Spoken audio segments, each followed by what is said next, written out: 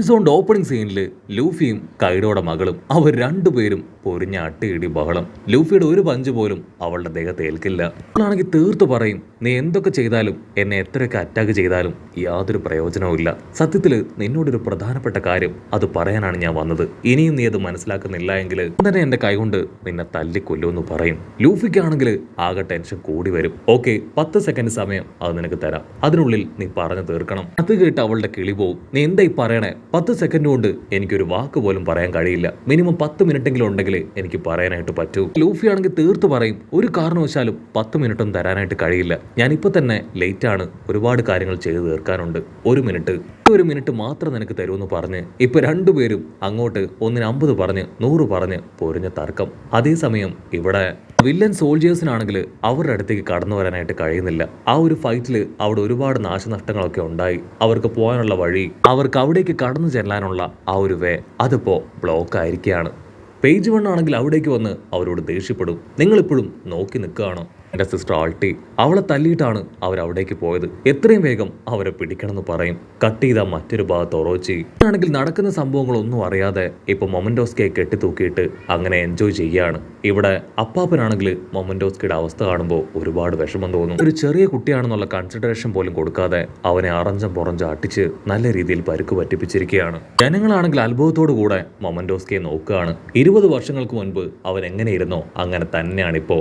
അതിന് ഒറോച്ചി പറയും, 20 വർഷങ്ങൾക്ക് മുൻപ് ഓഡന്റെ കാസ്റ്റിൽ അത് നശിപ്പിച്ചു, ഓഡനെ ഇല്ലാതാക്കി മാറ്റി. പക്ഷേ ഓഡന്റെ അസിസ്റ്റൻസും ഓഡന്റെ മകൻ ഈ മൊമന്റോസ്കെ അടക്കം കുറച്ചു പേര് മാത്രം വാനിഷ് ആയി പോയി. ആക്ച്വലി അവർ ടൈം ട്രാവൽ ചെയ്യായിരുന്നു. ഇപ്പൊ 20 വർഷത്തിന് ശേഷം അവരുടെ ഈ ഒരു ഐലാൻഡ് അത് തിരികെ പിടിക്കാനാണ് ഇവൻ ഇവിടേക്ക് വന്നിരിക്കുന്നത്. സത്യത്തിൽ ഇവരെല്ലാവരും വളരെ ഡേഞ്ചർ ആയിട്ടുള്ള ആൾക്കാരാണ്. പ്രത്യേകിച്ച് എന്റെ വൈഫ്, ഇവന്റെ അമ്മ അട്ടൊക്കെ, അവൾ ശരിക്കും ഒരു മന്ത്രവാദിനിയാണെന്നൊക്കെ പറഞ്ഞ് ഒറോച്ചി ആണെങ്കിൽ അവരെ എല്ലാവരെയും അപമാനിക്കുകയാണ്. ജിംബൈ ആണെങ്കിൽ കാര്യങ്ങളെല്ലാം കേട്ട് ചിരിക്കും. റോബിനാണെങ്കിൽ ഒരു ഓസ്കാർ ആക്ടിംഗ് ഒക്കെ കൊടുത്ത് വിളിച്ചു പറയും മൊമന്റോസ്കെ തല്ലി കൊല്ലാനായിട്ട്.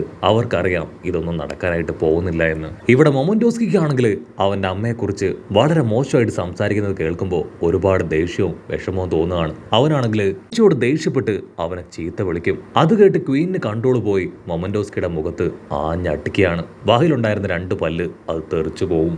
അപ്പോഴും മൊമന്റോസ്കയുടെ ഉള്ളിലെ വീറും വാശിയും അത് നശിക്കില്ല. അവനാണെങ്കിൽ വിളിച്ചു പറയും, എൻ്റെ റീറ്റെയിനേഴ്സും ലൂഫിയും അവരെല്ലാവരും ചേർന്ന് പിടിച്ചെടുത്ത ഞങ്ങളുടെ ഐലാൻഡ് അത് തീർച്ചയായിട്ടും തിരികെ വാങ്ങിക്കും. ഇവിടെയുള്ള ജനങ്ങൾക്ക് എല്ലാവർക്കും നല്ലൊരു ലൈഫ് അത് തിരികെ കിട്ടും. അതിനുവേണ്ടിയാണ് ഞങ്ങൾ വീണ്ടും ഇവിടേക്ക് എത്തിയത്. പക്ഷെ നിനക്ക് എന്നെ കൊല്ലാനായിട്ട് സാധിക്കും, പക്ഷേ ഇവിടെയുള്ള ജനങ്ങളെ ഇനിയും വിട്ടികളാക്കി ഈ ഒരു രാജ്യത്തെ അടക്കി ഭരിക്കാൻ ഇനി നിനക്കാവില്ല. ഒറോച്ചി ആണെങ്കിൽ അത് കേട്ട് പ്രത്യേകിച്ചൊന്നും പറയാതെ അവന്റെ അടുത്തേക്ക് വരും. നിന്റെ അച്ഛനെ കൊന്ന പോലെ ചട്ടിയില് തിളയ്ക്കുന്ന എണ്ണയിലിട്ട് നിന്നെ പൊരിച്ചെടുക്കണോ, അതോ നിന്റെ അമ്മയെ കൊന്നതുപോലെ വെട്ടിക്കൊല്ലണോ? എങ്ങനെ വേണമെങ്കിലും ഞങ്ങൾ നിന്നെ കൊല്ലാൻ തയ്യാറാണെന്ന് പറഞ്ഞ് ഉള്ള അവന്റെ സോൾജേഴ്സിന്റെ അഭിപ്രായം അത് ചോദിക്കും. ഓരോരുത്തരും ഓരോരോ അഭിപ്രായങ്ങൾ അതങ്ങനെ വിളിച്ചു കൂവുകയാണ്. ജിംബൈക്കും റോബിനും അവർക്കാണെങ്കിൽ അവരുടെ ടെൻഷൻ അതങ്ങനെ കൂടി വരും. സാമുറായി ടീം അവരെന്തെങ്കിലും ചെയ്യാതിരിക്കില്ല എന്ന് കരുതി അവർ വെയിറ്റ് ചെയ്യാണ്. കാരണം എടുത്തു ചാടി ഇവരെന്തെങ്കിലും ചെയ്താൽ കിന്നൻ ടീം ഇത്രയും കഷ്ടപ്പെട്ട് ക്രിയേറ്റ് ചെയ്തിരുന്ന അവരുടെ എല്ലാ പ്ലാനുകളും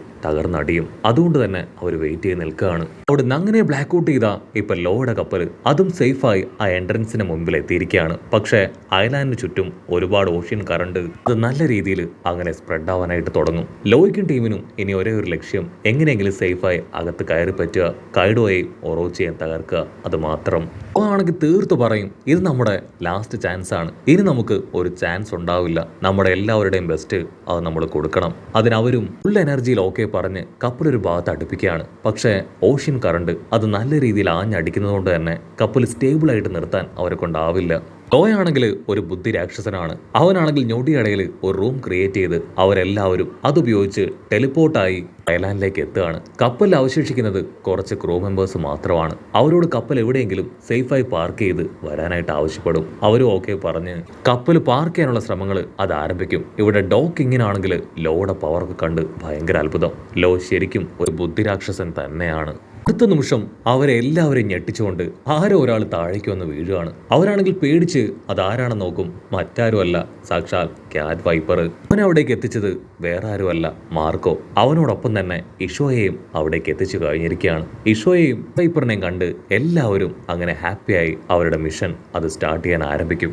ഡോഗ് സ്റ്റോം ആണെങ്കിൽ ഇപ്പൊ മാർക്കോയോട് കുശലം അന്വേഷിക്കാനായിട്ട് തുടങ്ങും. അതിനവൻ പറയും, ഇപ്പൊ സംസാരിച്ച് നിൽക്കാനായിട്ട് സമയമില്ല, കടലിൽ ായിട്ട് ആരെയും ഒരാളെ ഞാൻ ശ്രദ്ധിക്കുകയുണ്ടായി, എത്രയും വേഗം അതാരാണെന്ന് തിരിച്ചറിഞ്ഞേ പറ്റുമെന്ന് പറഞ്ഞ് അവൻ അവിടുന്ന് പോവും. ഒരുപക്ഷെ പരസ്പരവും കുറിച്ചായിരിക്കാം അവൻ ഇൻഡയറക്റ്റ് ആയിട്ട് പറയുക. അങ്ങനെ സീൻ കട്ട് ചെയ്ത് ഇപ്പൊ കൈഡോയെ കാണിക്കും. കൈഡോ ആണെങ്കിൽ ഫുൾ കലിപ്പില് അവന്റെ സോൾജിയേഴ്സിനോട് ദേഷ്യപ്പെടുകയാണ്. ഇതുവരെ നിങ്ങൾക്ക് അവളെ കണ്ടെത്താനായില്ലേ? എൻ്റെ മകൾക്ക് വേണ്ടി ഒരുപാട് സമയമായി ഞാനിവിടെ വെയിറ്റ് ചെയ്യുന്നു എന്ന് പറഞ്ഞ് വീണ്ടും അവരോട് അന്വേഷിക്കാനായിട്ട് പറഞ്ഞയക്കുകയാണ്. മറ്റൊരു ഭാഗത്ത് ബിഗ് മോമിന്റെ അസിസ്റ്റൻസ് അവരവിടേക്ക് വന്ന് നിൽക്കുകയാണ്. അവരോട് ഇപ്പോൾ ബിഗ് മോമിനെ കുറിച്ച് ചോദിക്കും. ലേഡി പറയും ബിഗ് മോം റെഡി ആവുകയാണ്, എത്രയും വേഗം ഇവിടേക്ക് എത്തും. കൈഡോയ്ക്കാണെങ്കിൽ മൊത്തത്തിൽ അവന്റെ കൺട്രോൾ പോയിരിക്കുകയാണ്. ഇത്രയും നേരം എന്ത് ചെയ്യായിരുന്നു? ഇങ്ങനെയായിരിക്കും കാര്യങ്ങൾ എന്നറിയുകയാണെങ്കിൽ കഴിഞ്ഞ വർഷമേ ഞാൻ അവളോട് റെഡി ആവാൻ പറയുമായിരുന്നു എന്ന് പറഞ്ഞ് അവൻ അങ്ങനെ എണീറ്റ് പോവാണ്. ആണെങ്കിൽ മുൻപോട്ടേക്ക് ഓരോ സ്റ്റെപ്പ് എടുത്ത് വെക്കുന്തോറും ആ ഒരു സ്ഥലം മുഴുവനായിട്ടും കിടുങ്ങി വിറയ്ക്കുകയാണ്. അതേസമയം ഒറോച്ചി അവനിപ്പോഴും മൊമന്റോസ്കെ തൂക്കി കാണിച്ച് എല്ലാവരുടെയും മുൻപിൽ അവനെ പരിഹസിക്കുകയാണ്. ആക്ച്വലി അക്കസായ മെമ്പേഴ്സ് അവര് മൊമന്റോസ്കിയുടെ ജീവൻ നഷ്ടപ്പെട്ടതിന് ശേഷം ഇവിടേക്ക് വന്നിട്ട് കാര്യമില്ല, ഫൈറ്റ് ചെയ്തിട്ടും യാതൊരു യൂസും ഇല്ല. ഇവനാണ് അടുത്ത കിങ്, ഇവനെ കിങ് ആക്കാനാണ് ഇത്രയും കഷ്ടപ്പെട്ട് ഇത്രയും വർഷങ്ങൾക്ക് ശേഷം എല്ലാവരും ഒരു അലയൻസ് ക്രിയേറ്റ് ചെയ്ത് ഇവിടേക്ക് എത്തിയതെന്ന് നന്നായിട്ട് അറിയാം. സോ മൊമന്റോസ്കി ഇല്ലാതാക്കുക, അതാണ് ഒറോച്ചിയുടെ ലക്ഷ്യം. അങ്ങനെ അവന്റെ കാര്യങ്ങൾ പറഞ്ഞുകൊണ്ടിരിക്കുമ്പോഴായിരിക്കും സാക്ഷാൽ കൈഡോ അവന്റെ ഫുൾ ഗെറ്റപ്പിൽ അവിടേക്ക് വരിക. കൈഡോയെ കാണേണ്ട താമസം അവരുണ്ടായിരുന്ന സോൾജിയേഴ്സ്, ജനങ്ങള് അവരെല്ലാവരും പേടിച്ച് അങ്ങനെ കൈഡോയെ തന്നെ നോക്കി നിൽക്കുകയാണ്. കൈഡോ ആണെങ്കിൽ അവരോട് പറയും, ഇത് വെറും ഒരു ഫെസ്റ്റിവലോ അല്ലെങ്കിൽ മൊമന്റോസ്കിയുടെ എക്സിക്യൂഷനോ മാത്രമല്ല, ഒരു പ്രധാനപ്പെട്ട തീരുമാനം അതുകൂടെ ഞാൻ നിങ്ങളുടെ മുൻപിൽ അറിയിക്കാനായിട്ട് പോവാണ്. മറ്റൊരു പ്രധാനപ്പെട്ട കാര്യം എനിക്ക് ഇവിടെ ചെയ്യാനുണ്ടെന്ന് പറയും. അത് കേട്ട് ജനങ്ങളെല്ലാവരും ഒരു സെക്കൻഡ് ഫ്രീസായി അവരെ തന്നെ നോക്കും. അതേസമയം ആ ഒരു വലിയ മാൻഷന്റെ മച്ചിന്റെ മുകളിൽ കാണിക്കും. അവിടെയാണെങ്കിൽ കൈഡോയുടെ മകളും ലൂഫിയും അവരാണെങ്കിൽ എന്തൊക്കെയോ കാര്യമായിട്ട് സംസാരിക്കുകയാണ്. അത്രയും നേരവും ഇതൊക്കെ ചെയ്ത് ഒരു മിനിറ്റ് ഓഫർ ചെയ്ത ലൂഫി ആണെങ്കിൽ അവൾ പറയുന്ന കാര്യങ്ങൾ ശ്രദ്ധാപൂർവം കേൾക്കും. ആണെങ്കിൽ ലൂഫിയോട് പറയും, ഓടനെ ഞാൻ ചെറുപ്പം മുതലേ കാണുന്നതാണ്, എനിക്ക് അദ്ദേഹത്തോട് ഒരുപാട് റെസ്പെക്റ്റും സ്നേഹവും ഉണ്ട്. എൻ്റെ പപ്പ കൈഡോയോട് ഞാൻ ആവശ്യപ്പെട്ടത് എനിക്ക് ഓടനെ പോലെ ഒരു നല്ല ഭരണാധികാരിയായി മാറണമെന്നാണ്. പക്ഷേ കൈഡോയ്ക്കാണെങ്കിൽ ഞാൻ ആ പറഞ്ഞത് തീരെ ഇഷ്ടമായില്ല. എന്നെ ഒരുപാട് ശാസിച്ച് അവിടുന്ന് പറഞ്ഞയച്ചു. അതിനുശേഷം എൻ്റെ കൺമുമ്പിൽ വെച്ചാണ് ഓടനെ അവരെല്ലാവരും ചേർന്ന് കത്തിച്ചു കൊന്നത്. എന്നെ കൊണ്ടാണെങ്കിൽ അത് നോക്കി നിൽക്കാനായിട്ട് കഴിഞ്ഞില്ല. പക്ഷേ വേറൊരു മാർഗവും എൻ്റെ മുൻപിൽ ഉണ്ടായിരുന്നില്ല. അദ്ദേഹത്തിന്റെ മരണത്തിന് ശേഷം കൊറി ഗ്രാമത്തിൽ വെച്ച് അദ്ദേഹത്തിന്റെ ലോഗ് ബുക്ക് അതെനിക്ക് കണ്ടു കിട്ടാനായിട്ട് ഇടയായി. അത് ഞാൻ സേഫായി കൊണ്ടുവന്ന് അതിലുള്ള കാര്യങ്ങൾ വായിക്കാനായിട്ട് തുടങ്ങി. ആ ഒരു ബുക്കിനകത്താണെങ്കിൽ ഓടൻ ട്രാവൽ ചെയ്ത ഒരുപാട് ഐലാൻഡുകളെ കുറിച്ച് മെൻഷൻ ചെയ്തിട്ടുണ്ടാവും. വേൾഡിൽ തന്നെ ഗ്രേറ്റസ്റ്റ് മാൻ ആയിട്ടുള്ള ആൾക്കാരെ കണ്ടത്, അതോടൊപ്പം ടൈം സ്പെൻഡ് ചെയ്തത്, ട്രാവൽ ചെയ്തത് എന്നിങ്ങനെ ഒരുപാട് കാര്യങ്ങൾ അവൾ അതിൽ നിന്ന് വായിച്ച് മനസ്സിലാക്കിയിട്ടുണ്ട്. അതിനെല്ലാം ഒറ്റ ഉപരിയായിട്ട് ആ ഒരു പൈററ്റ് കിങ് കോൾഡി റോജർ ആളുമായിട്ട് ഫൈറ്റ് ചെയ്ത് ആളുമായിട്ട് നല്ലൊരു ഫ്രണ്ട്ഷിപ്പ് അത് ക്രിയേറ്റ് ചെയ്തു. അദ്ദേഹത്തിന്റെ കൂടെ മെയിൻ ആയിട്ടുള്ള ഐലാൻഡിലേക്ക് പോവുക, ഒരുപാട് കിങ്ങുകളെ മീറ്റ് ചെയ്യുക, അങ്ങനെ ഒരുപാട് കാര്യങ്ങൾ അവൾ അതിൽ നിന്ന് വായിച്ച് മനസ്സിലാക്കി. ചെയ്ത പ്രസന്റ് കാണിക്കും, ഓടനെ പോലെ ഒരു നല്ല ഭരണാധികാരി ആവുക എന്നതാണ് എന്റെ ലക്ഷ്യം. നഷ്ടപ്പെട്ടു പോയ വാനോ കിങ്ഡം അതെന്ത് വില കൊടുത്തും ഞാൻ തിരികെ പിടിക്കുമെന്ന് പറഞ്ഞ് അവളാണെങ്കിൽ ആ ലോഗ് ബുക്ക് അത് ലൂഫിക്ക് കാണിക്കും. അതിനുശേഷം അവളുടെ ഫേസിലുണ്ടായിരുന്ന മാസ്ക് അത് ഓപ്പൺ ചെയ്ത് കാണിക്കുകയാണ്. അത് കാണുമ്പോൾ നമ്മുടെ ലൂഫിക്ക് ഡബിൾ ഷോക്ക്. ലൂഫി ആണെങ്കിൽ അത്രയും നേരവും അതൊരാണാണെന്നാണ് കരുതിയത്. പക്ഷേ അതൊരു പെണ്ണാണെന്നറിഞ്ഞ് അവനങ്ങനെ ഫ്രീസായിട്ട് നിൽക്കുകയാണ്. അവള് ലൂഫിയോട് പറയും, നിന്നോടൊപ്പം ഈ ഒരു ജേണിയിൽ നിങ്ങളെ സഹായിക്കാൻ ഞാനും ഉണ്ട്. മാത്രമല്ല നിന്നോട് ഫൈറ്റ് ചെയ്തപ്പോൾ നിന്റെ ബ്രദർ എയ്സ് അവനോട് ഫൈറ്റ് ചെയ്ത ഫീലാണ് എനിക്ക് കിട്ടിയത്.